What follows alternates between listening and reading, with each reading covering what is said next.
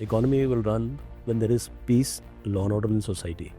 So we are responsible for that. So my aim is to maintain law and order, curb crimes, and in the process, naturally, society benefits. So I, being the head of the police now, it is my responsibility to see these celebrations are in a bigger manner, but in a controlled manner. This time it's a holistic approach we've done. In the holistic approach, I mean to say that we have involved all departments, especially the fire department, the excise department, the metro, the BMTC, the GBA, like that, some 18 departments. So we are doing, keeping women help desks all around the city. So you celebrate, hashtag is celebrate responsibly. So we have a very unique scheme, it's called Mane Mane Ke Police. In English, it translates to house police. That is basically community policing, because we are keeping in touch with the community as such. Gone are the days where people used to feel afraid of the police. Now people question us that, look, this is your duty, you have to come. So we are telling, look, we are with you.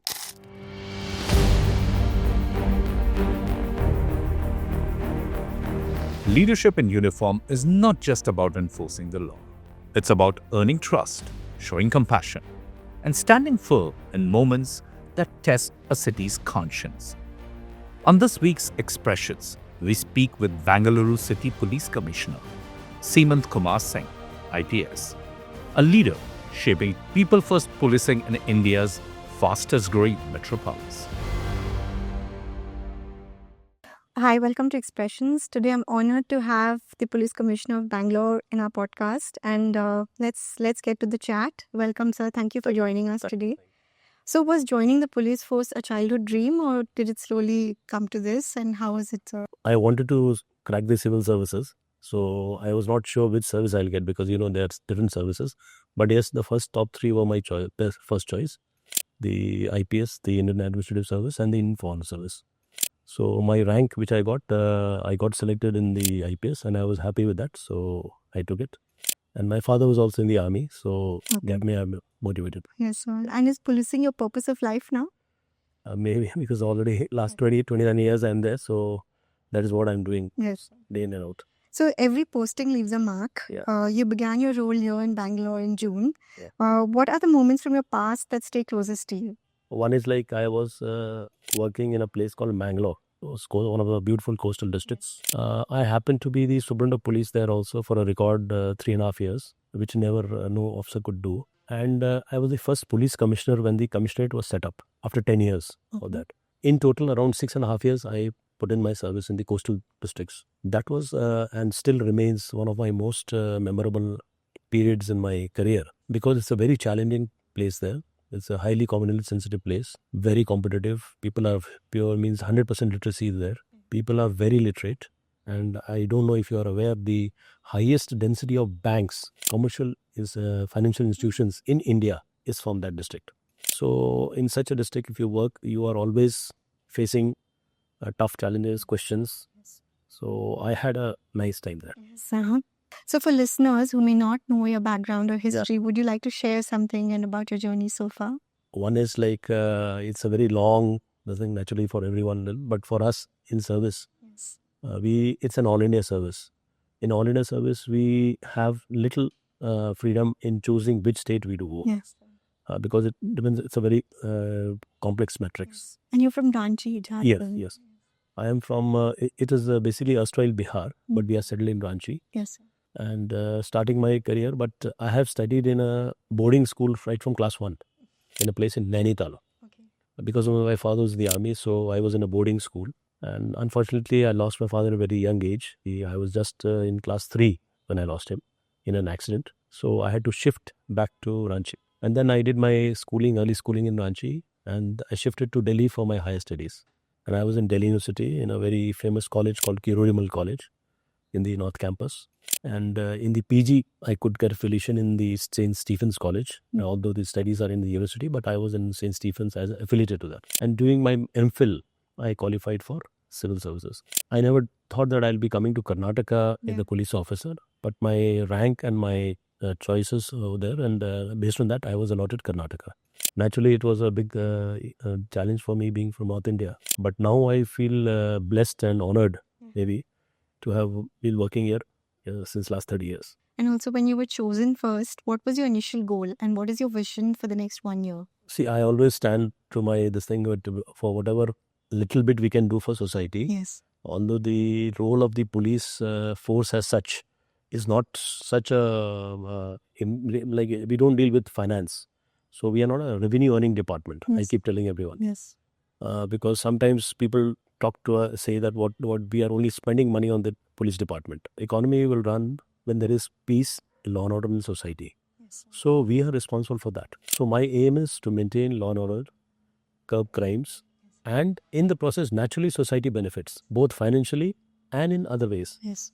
So I always strive to see that there is law and order maintained, and everyone, whatever, whether rich man's, poor man, whoever, or means any person, let them follow their own profession voluntarily, without any fear. That is my aim. Yes. So I just try to achieve that. Yes, sir. And what were the challenges initially you faced when you joined here, sir? Yeah, naturally, one was language, not being from Karnataka. But now do you speak Kannada? I am fluent. I write. Mhm. Also. I give speeches, and because it's mandatory as an All India Service Officer to pass the 10th standard exams of the state. In Karnataka, it is like that. Okay. So I have passed 10th standard Okay. once I joined, because if I don't pass 10th standard, means anyone, any officer for that matter, any All India Service Officer, then you cannot get your next promotion. As ASP, you cannot become the Superintendent of Police. ASP is our first posting. You cannot become Superintendent of Police till you pass 10th standard Kannada. So it's mandatory for us. So you like it or don't like it, you have to pass. So first it was compulsion. Now it has become a you say obsession. Means I can't. I just, like I am speaking to you in English. I'm feeling little bit. I become used to speaking in Kannada. Okay. Yeah. And so six months into this role, what emotions describes best your journey so far? 6 months, how time flies, for everyone it is like the same for me also.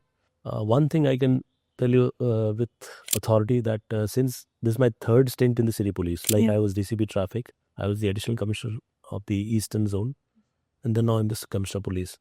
So that helped me a lot in understanding because I had a fair understanding of the city already, and I knew from police point of view basically. Otherwise so that gave me a head start. And I had my plans when I was a junior officer, mid-level officer. Now I'm heading the city police. So I'm really fortunate to have seen those. I can implement those. Like just I told you, we have some function Yes. around the corner, and also these things were very dear to my heart. And whatever I do, I first discuss with my officers. Look, I am doing this. We take opinion. Sometimes we change it.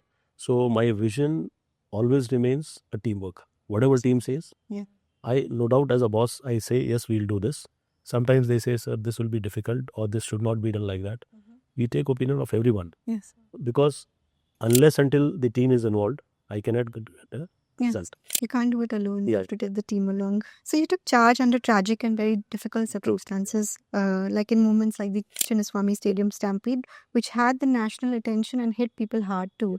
So what can you talk to me and tell me what was it like being the center of attention in a city like Bangalore? It was a very challenging time to have taken charge. And it was like challenging means in the real sense, I get it at 12 o'clock night, I took charge. I was asked to take charge. And one was like the background under which, unfortunately, the incident which happened and 5 of our senior officers, the entire force was taken back. And I had to take charge in such a situation. But the government, I thank the government, they had faith in me. I was asked by the Honorable CM Sir and Honorable Home Minister Sir to take charge. That time things were really difficult. Since I told that I was quite aware of the problems of the city, Yes. and these challenges keep coming in the not only the stadium issue, it keeps coming in our police setup, Yes. day in and day out. So I took it as a challenge, and thankfully everything is okay. So the holiday season is approaching and Bangalore has some really popular areas. I would like to know about the police preparations for the New Year celebration, especially on MG Road, Brigade Road. And what are you doing to ensure that we don't see an upstick in larceny and crimes, as people throng here, Yeah. even tourists for that matter? Bangalore is a very vibrant city. I am really surprised as to what are the reasons why New Year is such a great celebration here. But nevertheless, I am also a part of it. We have been a part of it in the last so many years. So I, being the head of the police now, it is my responsibility to see these celebrations are in a bigger manner, Yes, sir. but in a controlled manner. So in this, we have done a extensive planning, and we are having a press briefing next week because we are this time it's a holistic approach we've done. In the holistic approach, I mean to say that we have involved all departments, especially the fire department, the excise department, the metro, the BMTC, the GBA, like that, some 18 departments. So we had a brainstorming session with them. Okay. We have given them what are the requirements, and they know it very well. And we reiterated those demands, requirements, and we are doing joint inspections of these hotels, restaurants. In my opinion, it's the preparations which we are doing are quite robust, extensive. So things should go on well. In this, the main priority is for women's safety. So we are doing keeping women help desks all around the city, especially in these high density areas like MG Road, Ticket Road, Street. Then we have a new area which is coming up, that is Koramangala. This is our Southeast Division. Luckily, we have a lady DCP heading that area. So she's sensitive to this thing and she's making nice arrangements there. Then we have another area in the Indranagar area. Yes. Then another area is HSR area. Similarly, Whitefield. So we have divided into pockets. Depending on that, we are putting a huge number of cameras which are already there plus extra. Okay. And we are putting drones into the thing. So these are from our point of view. From the other department, like the excise people are checking the capacity. We have asked the owners. We, in fact, at local level, they have had meetings. Yes. At my level, I have called a meeting next week. Yes, sir. Wherein we are insisting that the coupons, the tickets, the passes, whatever they have, Yes. should be told to the police. Your capacity is whatever XYZ. You should sell that much. You don't crowd your place. No nuisance should be there. We are having meeting with the bouncers also to tell them what is their duty. And main thing is we are going to put in a lot of buses post 12 o'clock so that the people get enough means of transport to go out. Yes. So because one thing we found out from our past experiences, we have studied the videos the previous years, wherein the people find it difficult to get cabs because the app crashes. Yes, sir. So we are putting buses. We asked the BMTC as well as private tempo travelers. He said you charge them, but be available. Yes. So that we are concentrating. That's the idea, is like to take the crowd immediately away once the celebrations are over. All this combined together, we are issuing tomorrow. Only we are having a press briefing wherein we are going with a tagline: "Celebrate responsibly." So you celebrate. Hashtag is celebrate responsibly. That's amazing, sir. So much arrangements and so much detailing. Yeah, we did. And everything is on our QR code. Yes. So we know where the women help desk is, where is the bus, where is the ambulance. Everything will be there. So Bangalore is a city of neighborhoods, business, tourists, and heavy traffic. Yeah. How are you strengthening community relationships while also addressing quality of life, especially in these heavy traffic and heavy business areas? Yeah, quality of life has to be improved because otherwise people, a lot of irritations will be there. Yes. I accept that, yes, it's a very busy place because the number of vehicles are quite large. But yes, that doesn't mean that we can shy away from our responsibility. So we have a very big setup of the traffic management center. Yes. A huge 5,500 around force of traffic people are manning the things. So in the morning, you must be seeing we have all our offices on the roads. So our idea is to get the people to their office, to the schools, to the college, to business, wherever they have to go. And similarly, in the evening, get them back home easily. Yes, there are some corridors which are heavily density. So those we are having separate schemes on that. Yes. But it will take time. Short-term measures we are doing. Long-term measures involve infrastructure improvement. Yes. It will take time, but it is in the pipeline. Because there was a recent study, sir, from a school where they mentioned that children are spending 4 to 5 hours of their precious time in cars in traffic rather than, playing in the garden or playing in the parks. So that's quite sad. Yeah, but I would like to add in that the particular, I don't know which, but particular, see what happened. Bangalore as such has grown beyond proportions. And some of these high-end institutions, they are in the areas which were erstwhile rural areas. They never were in the city. Now because, and still some of them there still are in the rural areas. The infrastructure was not at all developed there. Now you are building some huge institutions. You should have taken care of those things also. So you just cannot blame the administration.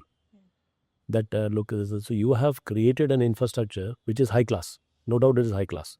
But that high class infrastructure should have been So we can't just blame Also, there are murmurs that community policing would make policing more effective, but the police are not interested. Is that true? In my opinion, it cannot be if police is not interested. It is the leadership which matters. The deputy commissioners, they are very smart now. They know how best things can be controlled. So we have a very unique scheme. It's called Mane Mane Ke Police. Yes. In English, it translates to house police. Yes.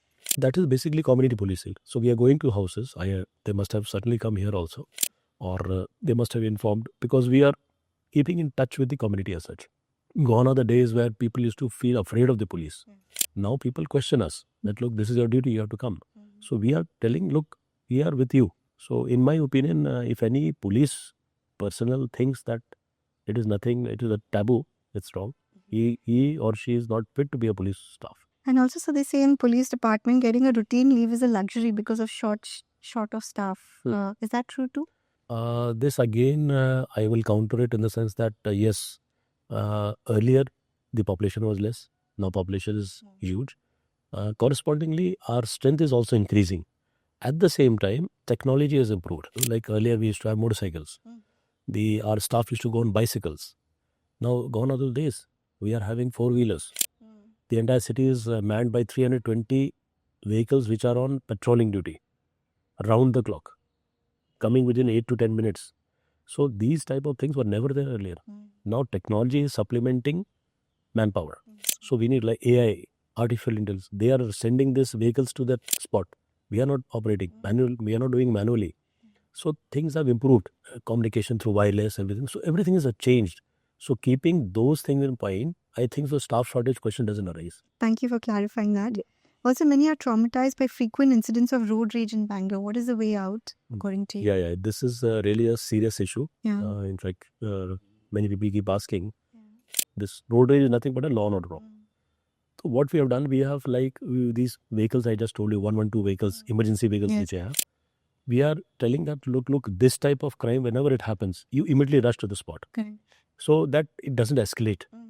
Like earlier we were seeing that something goes wrong in a state of drunk, or some fight between two groups. It leads to serious crimes, maybe murder, maybe death, maybe assault. So this is a thing which we have to treat as a law and order.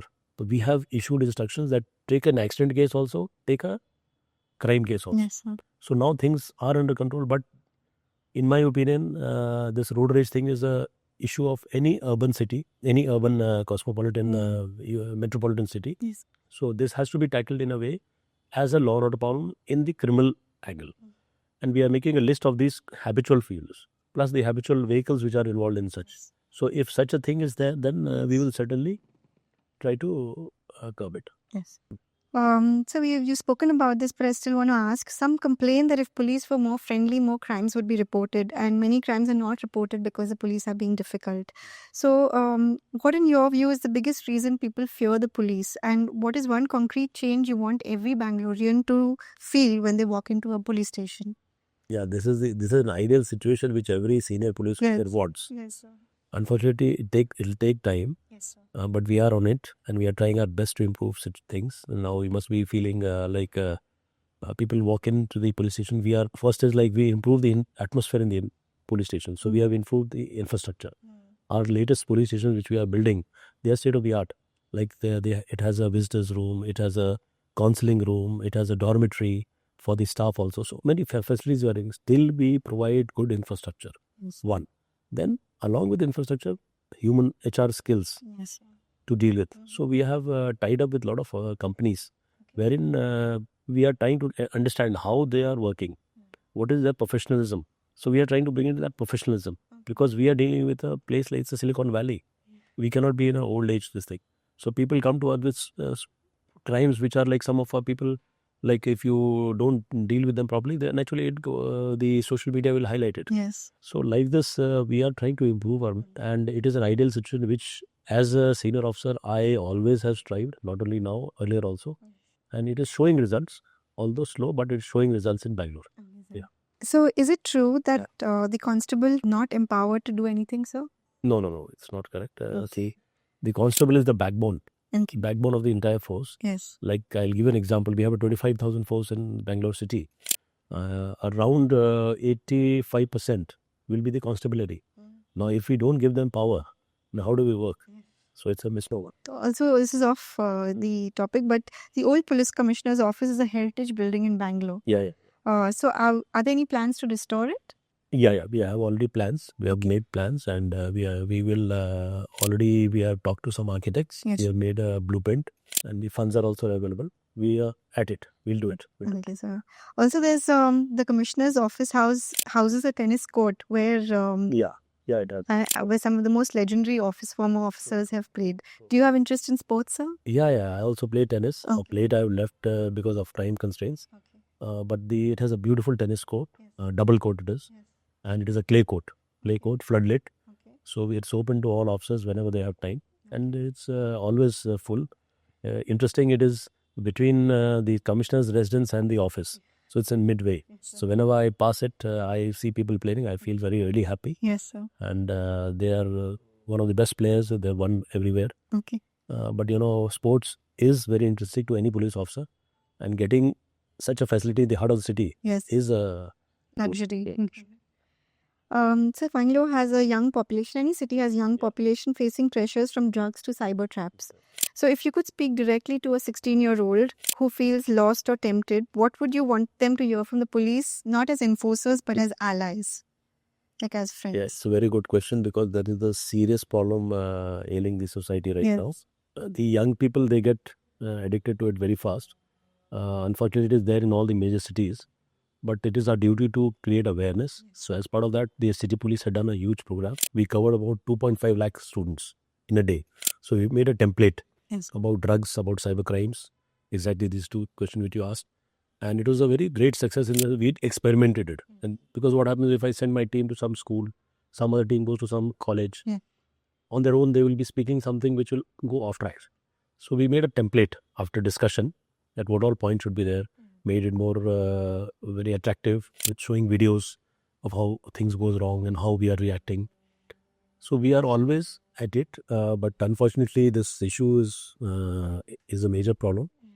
But we have seized a lot of drugs this year, and a record 167 crores worth in the last few months we have done. Yes. Mostly these drugs are through foreign students who have come here, and then now they are settled here. Yes. And then we have these low-end drugs also, like ganja and tablets.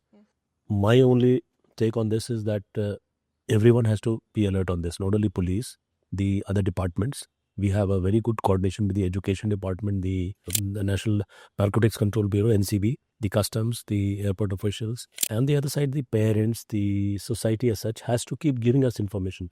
Whenever I go for any forum or any interview and all, people say, sir, drugs are there everywhere. I just tell them, see, don't talk like that. It is, you are being a part of the crime. If you know something specific, please inform us. And we have opened in our app, in our KSP app, that's the Karnataka State Police app, there is a section where you can just go and log in, and confidentiality will be maintained. You can give information, your identity, your number, everything will be kept secret. So we need an all-round support from the society. No doubt we are doing our best. We'll try to see it is covered. Yes, sir. So you also taken strong action against police misconduct and suspending officers across ranks. How do you send a message that uniform is a responsibility and not a shield, and that integrity matters more? That holds good for all departments. Yes. More for us, because we are a visible force. We are in uniform, a disciplined force. Yes. If our people are involved in crime, then who will take care of crime? So we have unfortunately had instances where some of the crimes, some of our officers or men were part of it. The moment we came to know it, we set up an inquiry, not only one, in various issues, and we have taken strict action. And we are trying to sensitize our staff that, look, you have come on your own to this department. No one is supposed to join the police department. Yes. Whether you like it or not, you are part of it. You are getting good salary. Government is taking care of you. We are well respected in society. So if these things are still less for you, you please better leave the job. There is and do something which you will be very happy. So we are trying to sensitize, but there will be always moles somewhere. Yes, sir. But I think so message has gone down very well. So people are alert. The Bangalore police uses AI tools, tech patrols, and data analytics. How do you ensure technology enhances police without replacing the human empathy citizens would expect from an officer? See, it's a classic case where, as you told, that we have to use technology to be abreast with the time. Yes. I'll just give you an example how we operate in 112. Yes. So 112 gets a call that, okay, look, there is a problem. The call taker is a staff. So there is the human angle. But post that, it's all AI Yes, sir. because we want to cut time. Yes, sir. Moment you're talking, your GPS location comes on the radar. That is picked up by AI and it pushes the nearest vehicle automatically. Okay. So it's technology. Yes. So we save 2 minutes in that. Because if I ask the person the location, Yeah. it takes time. Yes. Then that location has to be told the person in the vehicle. It takes time. So now it is direct because we have an understanding with the telecom Department. companies. Yeah. Now, your question of human empathy comes after that. Once the person takes care there, naturally someone is attending to it and they attend to it. After that, there's a feedback mechanism where a person calls up that number Okay. and asks whether are you satisfied with that service. Okay. So this is just an example. So like that, unless until that human touch is there in the police stations, whoever comes to the police station, someone will never come to a police station to say that I won a medal or I won a prize or I won a lottery. He or she comes to the station with a problem, with some grievance. Yes. So that grievance has to be taken up in earnest. That is the essence. You can solve all the problems, but at least talking to the person, probably half the problem is solved. So our work is more or less, I can compare with doctors. Doctors also, like some ailments will be very, very difficult, very like severe. Yes, sir. And if the doctor makes it more severe, then the person will die. So we have to see that, okay, yes, this is the problem. We are here. We'll look into it. That itself will solve the problem. Absolutely. And how many calls do you get, sir? If I may ask, on a day, are you able to attend? I mean, your team is able to attend more calls because No, of that the- 112. Yes. Yeah, it's very interesting. See what average around 2,000 calls we get in a day. Okay. And during night it gets less. But we tend, because we have what we told, no, we have changed the technology. Yes. It's a SIP technology wherein we get 50% extra calls we can take. Yes. So we put more That's what I was people, thinking. and we have got round the clock people. So call takers, that's not a problem. Rarely you get a 112 blocked number. So that is not a problem. And number of vehicles have also increased. And same thing, our city jurisdiction is also increased. Okay. So we are tackling it.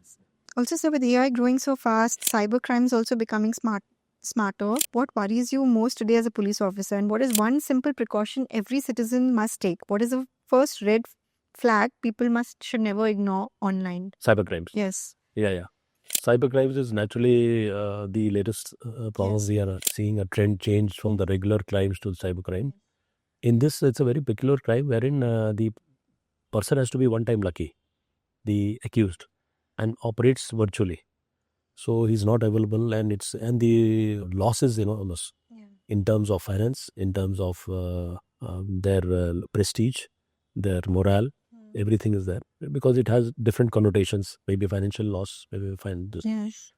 So in this, my only take is that if anyone is promising you high rewards in minimum time, it's wrong.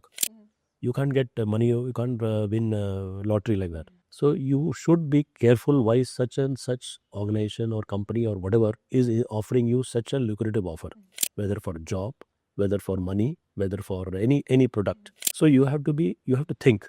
And unfortunately, educated people are getting with the trap. Yes. In the lure for money, like this investment fraud and all, they give you good returns initially, then they get you into a trap. So we have to be careful. Suppose by chance you get into this trap also, you report to us immediately. Yes, sir. Because that golden hour is very important. Yes, sir. So cybercrime is, but very interestingly, last 2-3 years, the number of cybercrime is coming down. We have done a study of our own, why it has happening, and because every day we read in the press and all, people have become more aware. Awareness has spread. So that may be the reason coming. And people are aware if something is happening, they report it. Okay. Earlier, the reporting mechanism and case registration was less, and people never came to us. So cases are coming down, values are increasing.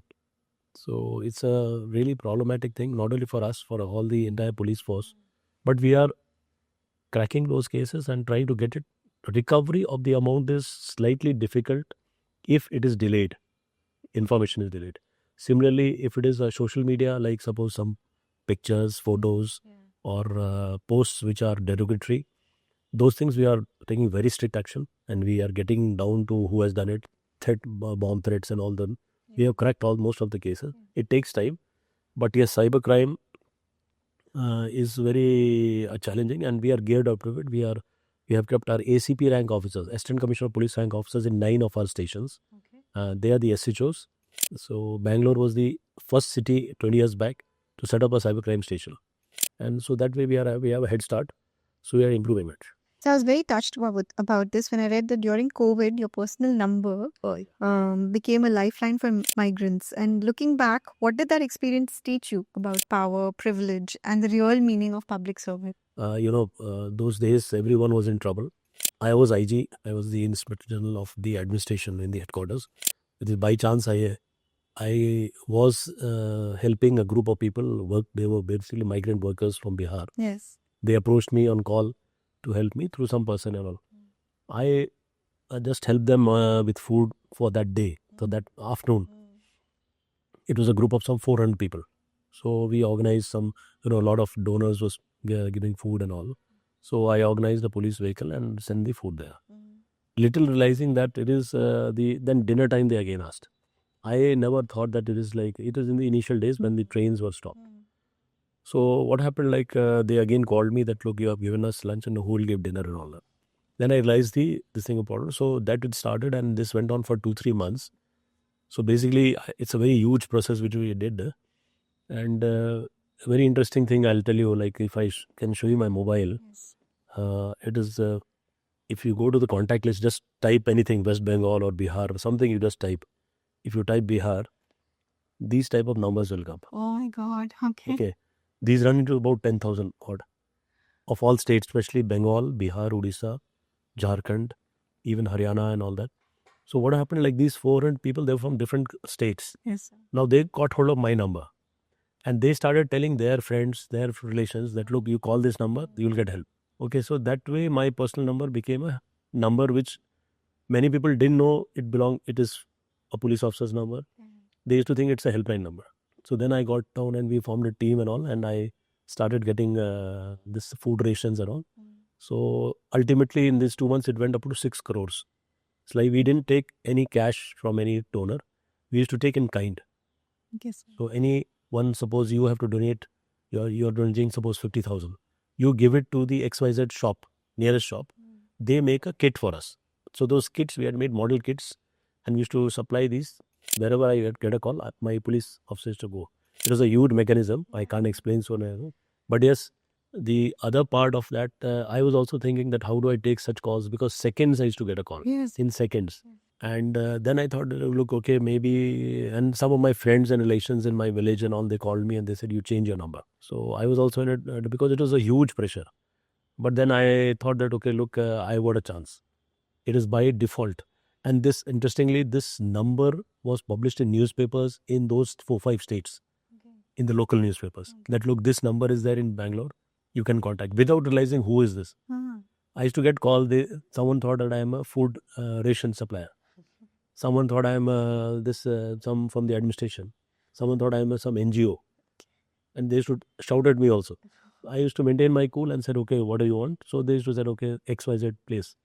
Even the food was given in Kerala, Haryana, Gujarat also. You'll be surprised how my batchmate used to organize there. Because call used to come. So it was very interesting thing. Yes, sir. Police officers often work at intersection of politics, money, and social inequality. How do you ensure decisions remain fair and law-driven in such an environment? Yes, it's a very good question. But my take on this is like it's a democratic setup. Any politician, any officer, or any businessman, or any worker, everyone has their own rules cut. Yeah. So my thing is that if we are doing our job properly, yes, pressures will be there, but we have to take a call whether we have to stay in the job or not.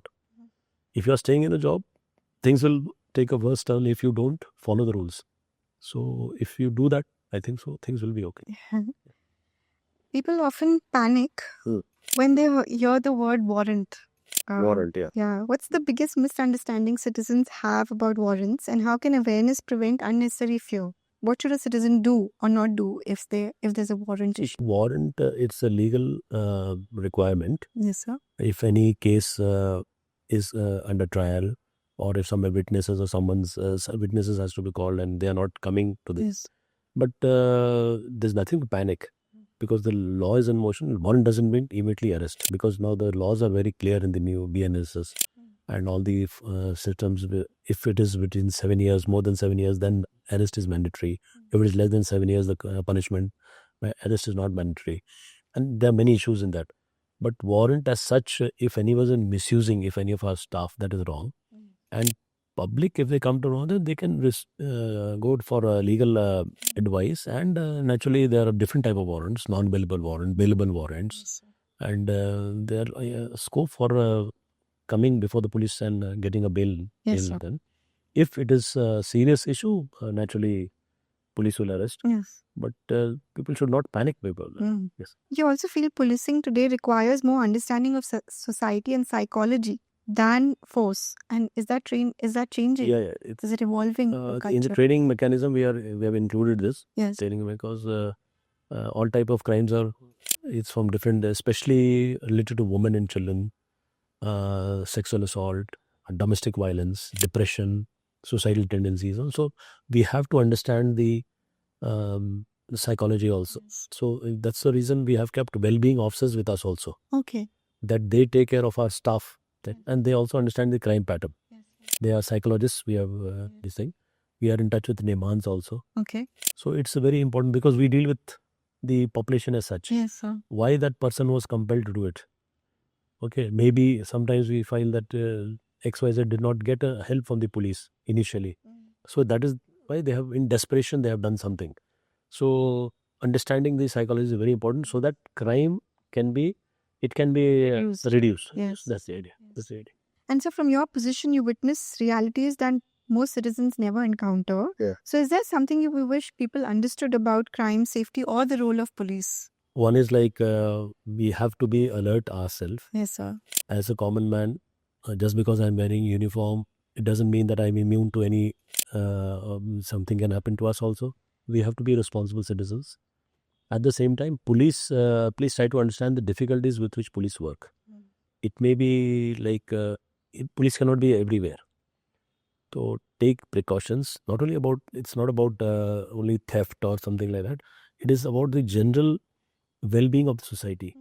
The more you are concerned about the society, then automatically you will be concerned about the police, and police will be concerned about you. Yes, sir. So it's a mutual thing. And I suppose the city policing is entirely based on that concept. The more we interact with the people, but the more I keep going and interacting with all type of, like even students. Other day I meet small children also. I meet college students also. I meet different strata. They tell us, look, police did not do like this. So we come back and we say why it hadn't happened. Where are we going wrong? So it is a thing that we are always striving to help this bring peace in society. So don't mistrust the police. That is my take. Yeah. And so, when a citizen asks who watches over the police, what answer would you want to give them? The citizens, and they are watching us. They are our main people who keep telling us, look, Yeah. this is wrong, and obviously the press. Yeah.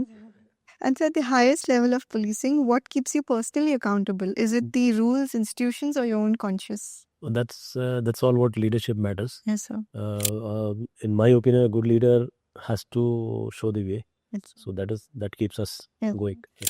And what part of today's investigation requires the most care and judgment? Is it dealing with violence, protecting victims, or handling corruption, and why?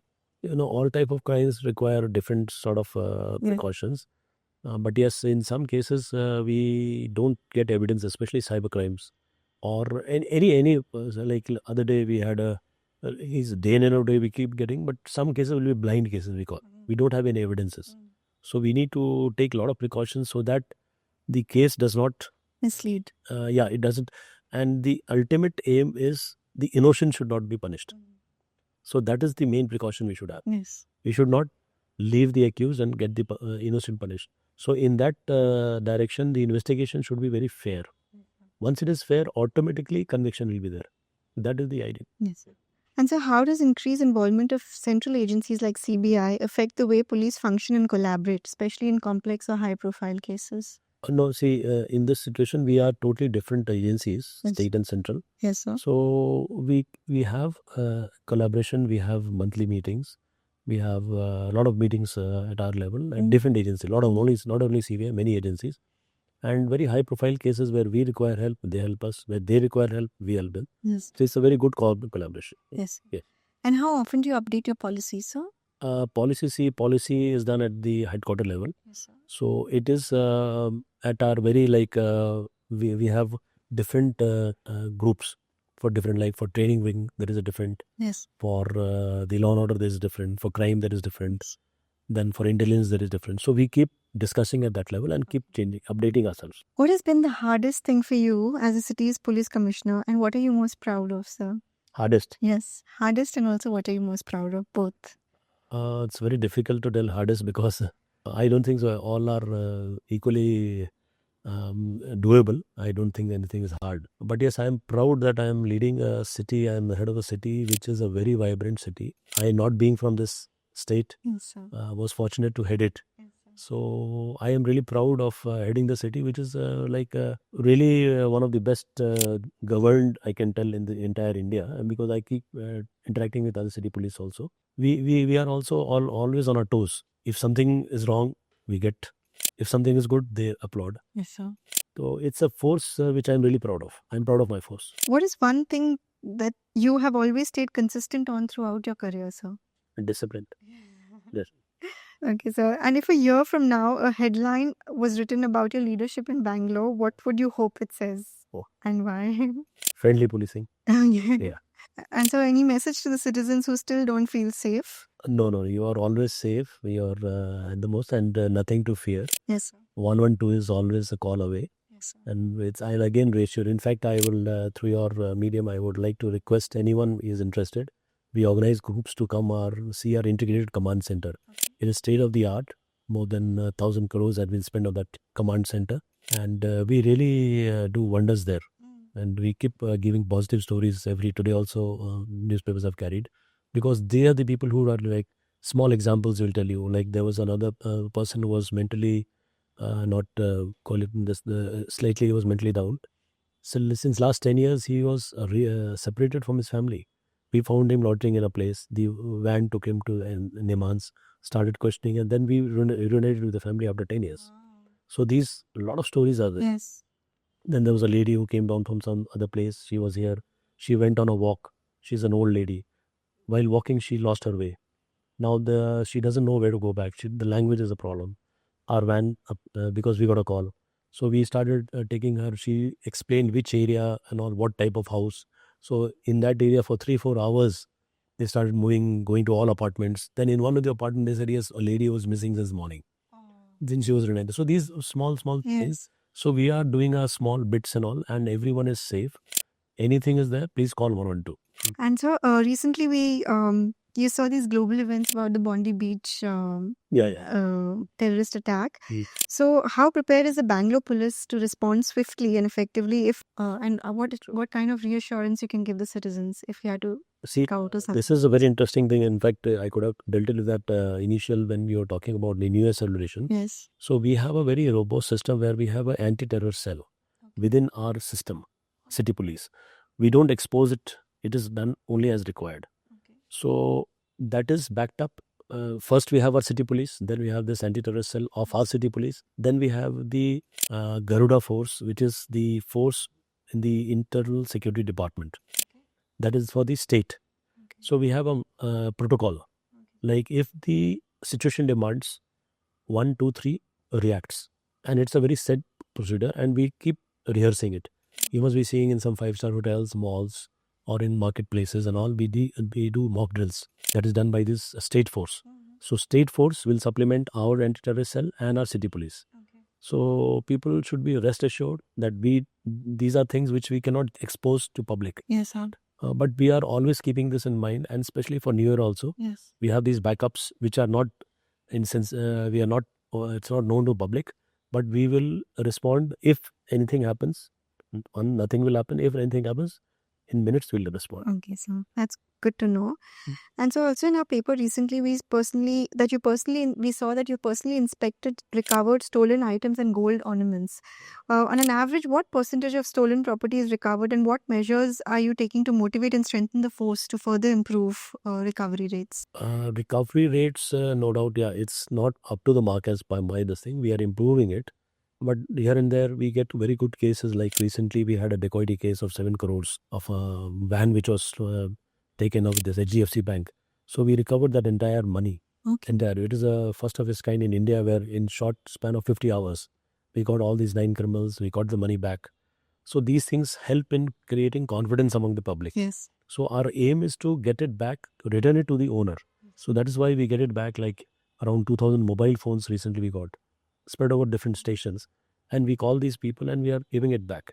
So unless until we recover it, give it back, especially in cyber crimes. Yes. Our main aim now is to get these money back and give them the checks. So we are in fact organizing an event where senior citizens will be called, Okay. and we'll giving them checks back, because some of these cybercrime victims most of them are senior citizens. Yes, sir. So we have taken their records, and whatever money, suppose they've lost whatever amount, whatever we have recovered, at least we get them back and help them in the court and in the banks, because the systems are slightly long, which they may not be able to come and go. Yes. So basically, recovering these things are more to create a confidence among the people. Look, we are there. Yes. If something has happened, we'll get it back to you. Yes, sir. Yeah. So even with cameras, e-challan and smart signal, violations still continue. Yeah. Also, do you believe the solution lies more in stricter enforcement or change in civic mindset? Both. Both is both. Both. Also, so your officers work under intense pressure, long hours, public scrutiny, constant emergencies. How do you address stress, mental health, and motivation within the force? If anyone is telling that he or she is under stress, it's not correct. Because we have come on our own Yes, sir. to this profession. Yes, sir. And every time the officer is not in the field, like any officer, will always be in the field. Sometimes the postings are which are we have to be in the desk work, like intelligence or some other thing. So we have a mix of these type of work. Yeah. So someone, if he is under stress, you opt for a posting which is not on stress. Okay. So that is my take. Yes. But when you are in the field, when you are, it comes along. you have to perform 24/7. So these are hazards of our profession. You should be ready for it. Yes. Trust between citizens and police is very critical. So what steps are being taken to improve transparency, responsiveness, and approachability? Yeah, it's very, very important. Transparency, approach. These are the key trucks. Unless until we get a good ranking in those, Yes. we cannot improve. Yes. So we keep doing it. We keep taking remedial classes, keep sensitizing our people, take strict action if something goes wrong, and keep assuring the public through the media and our actions that look, these are the utmost in our style of working, because this is something which people will lose faith in the public, in the police, unless until we are above board.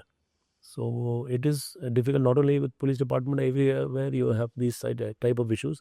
Our problem gets more reflected because we are visible. Yes, sir. Nevertheless, it should be zero. Tolerance to these things should be zero, just like we have a tolerance. Like regarding drugs, I told it's zero tolerance. Regarding corruption, regarding indiscipline, regarding not being responsive to public, we cannot compromise on that. Yeah. If it is compromised, our work gets affected. So thank you very much. This was such a positive conversation. So, no, Yes. thank you. From crisis management to compassionate leadership, this conversation reminds us that policing is ultimately about service. That was Bangalore City Police Commissioner Seemant Kumar Singh, IPS, on Expressions. Their voices of purpose, integrity, and impact come together. And don't forget to leave a like, comment, and click on bell icon for such content.